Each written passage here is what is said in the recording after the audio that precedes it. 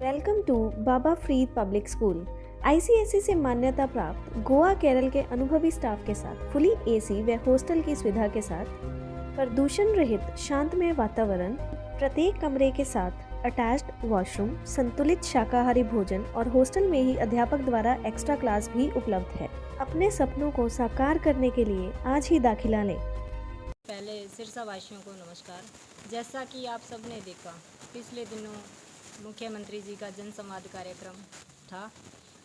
उसमें खारेका में देखा आपने एक बूढ़ी माँ अपने बेटे की मौत पर दुख व्यक्त कर रही थी। वहाँ सीएम साहब जी को वो बताना चाहती थी कि मेरे बेटे की नशा खाकर मौत हुई है। मैं आपको उन लोगों का नाम बताना चाहती हूँ जो नशा बेचते हैं। तो सीएम साहब जी ने उनको डांट कर कहा कि बैठ जाओ, आप किसी की सीखी सिखाई आई हो। ये मुख्यमंत्री जी का इन शब्दों में बुजुर्ग महिला से बात करना कहाँ अच्छी बात थी। और दूसरे दिन आपने देखा कि डबवाली गांव में मुख्यमंत्री जी लोगों के साथ जनसंवाद कर रहे थे। जनसंवाद में उन्होंने नशे के ऊपर लोगों से 2 सुझाव मांगे कि आप सामने बैठे हो, आप में से कोई मुझे नशे को रोकने के 2 सुझाव दो। आम नागरिक होने के नाते उन्होंने नशे पर अपनी बात रखनी चाहिए। बोलने से पहले ही मुख्यमंत्री जी ने कहा कि मैं आपको जानता हूँ, आप आम आदमी पार्टी के कार्यकर्ता हो और आप यहाँ राजनीति करने आए हो।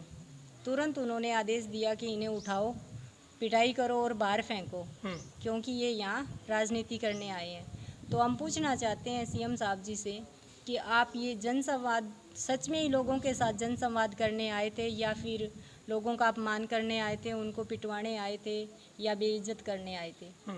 इसी दौर में हमने अगले दिन देखा बड़ी गांव में एक महिला सरपंच नैना जोड़ की बात करें कि उन्होंने अपने पति पर हुए जानलेवा हमले को लेकर न्याय की बात की। तो सीएम साहब जी ने कहा कि आप इसे छोड़ो। तो उन्होंने जैसे ही अपनी बात रखने की कोशिश की, सीएम साहब जी भड़क गए।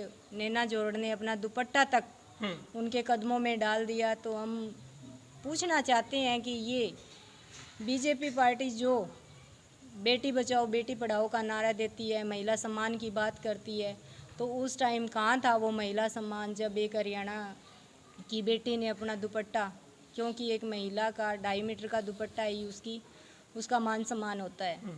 तो सीएम साहब जी ने जनसंवाद वहाँ बीच में ही छोड़कर चले गए। तो इसके लिए हम सीएम साहब ने जो शब्द यूज़ किए उनकी हम कड़ी निंदा करते हैं और नैना जोड़ को इंसाफ मिलना चाहिए, उनको उनकी बात सुननी चाहिए थी सीएम साहब को। ऐसा कुछ नहीं हुआ इनका ये जनसंवाद। अगर हम सही नज़रिए से देखें तो ये जनसंवाद था ही नहीं, ये लट संवाद था। सीएम साहब जी ने लोगों को पर लाठियां बरसाई, उनका अपमान किया, चाहे वो पुरुष थे चाहे महिलाएं थी, काफ़ी अपमान किया। तो ये जनसंवाद उनका था ही नहीं, उनका ये सीधा सीधा बीजेपी कार्यकर्ताओं के साथ जनसंवाद था। उन्होंने अपने मनपसंद लोगों के साथ ही बातचीत की, उसके अलावा उन्होंने किसी आम नागरिक की बात नहीं सुनी। अगर किसी ने ज़बरदस्ती अपनी बात बोलनी चाहिए तो उन्होंने उनको गिरफ्तार करवा दिया या फिर पिटवा दिया। ये पिछले 3 दिनों में पूरा जनसंवाद हंगामा संवाद रहा है। आप सभी ने देखा कि जनसंवाद का नाम देकर मुख्यमंत्री जी अपनी वाई लूटने आए थे, लोगों से अपना गुणगान करवाने आए थे। उन्होंने अपनी मर्जी से माइक सामने वाले के हाथों में थमाया और अपनी मर्जी से वापस भी छीना कि इनसे माइक वापस लो। तो ये कहाँ का जनसंवाद है? किसानों ने अपनी बात रखनी चाहिए। अगर ये जनसंवाद होता तो किसानों से मुख्यमंत्री जी बात करते। उन्होंने सिर्फ अपने ही हक की बात की कि हमने फैमिली आईडी बनवा दी, हमने बीपीएल कार्ड बनवा दिए, हमने बुढ़ापा पेंशन बनवा दी। तो ये सरकार का काम है, इसमें लोगों से पूछना या लोगों को हाँ भरवाने वाली कौन सी बात थी। उन्होंने जैसे ही गदराना साहब ने अपनी मर्जी से बात रखनी चाहिए तो उन्होंने उनसे भी माइक छीन लिया और सरेआम फरमान जारी कर दिया कि इसको उठा के पीटो और बाहर फेंको। तो सच में तो सीएम साहब लोगों से जनसंवाद करने नहीं आए थे, ये सीधा सीधा बीजेपी का प्रचार करने आए थे, बीजेपी वाले लोगों के साथ बातचीत करने आए थे।